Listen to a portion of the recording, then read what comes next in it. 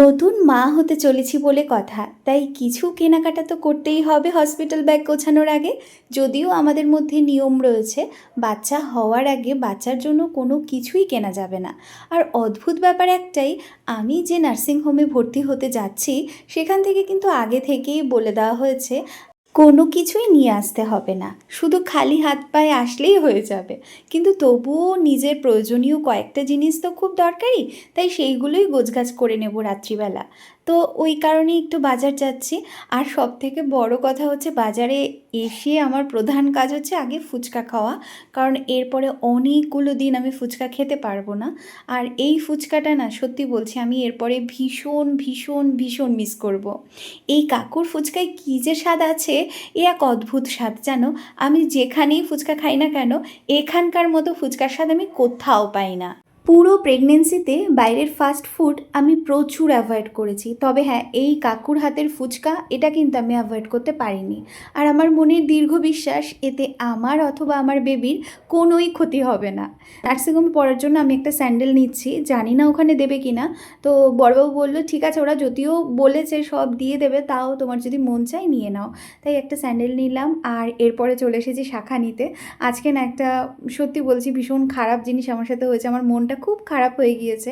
সকালবেলা ঘুম থেকে উঠে আমি শাখাটা মানে হাত থেকে বার করা যাচ্ছে কিনা চেষ্টা করছিলাম, কারণ কালকে যেহেতু আমি নার্সিংহোম ভর্তি হয়ে যাব, তো ওখানে তো এগুলো সবই খুলে রাখতে হবে, তো ওই জন্য আমি চেষ্টা করছিলাম যে খোলা যায় নাকি।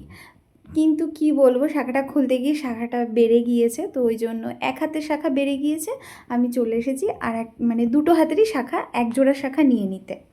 তারপরে ওখান থেকে শাখা নিয়ে চলে এসেছি এখানে কিছু দরকারি জিনিস নিতে, কিন্তু এখানে সমস্ত জিনিস পাওয়া যাচ্ছে না। তো ওই জন্য বড়বাবু বললো চলো অ্যাপোলোয় চলে যাই, যেখানে গেলে সব জিনিস এক জায়গায় পেয়ে যাব।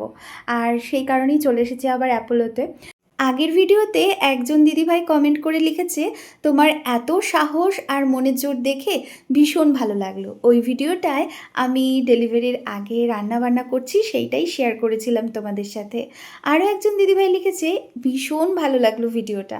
তোমাদের দুজনার কমেন্টই কিন্তু আমার ভীষণ ভালো লেগেছে। সত্যি কথা বলতে মনের জোর তো বাড়াতেই হবে বলো, কারণ একা সংসার, আমার আর করে দেওয়ার কেউ নেই। তাই এই সময়টাকে যতটুকু পারছি নিংড়ে নিয়ে উপভোগ করছি। ভয় পেয়ে আর কী হবে, তাই না বলো? যা হওয়ার ঈশ্বর তো সবটাই ঠিক করে রেখেছেন। যাই হোক, এদিকে গল্প করতে করতে তোমাদের সাথে আমাদেরও এখান থেকে সব কটা জিনিসই নেওয়া হয়ে গিয়েছে।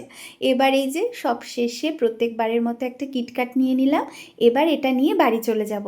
আজ তবে আসি, চলো।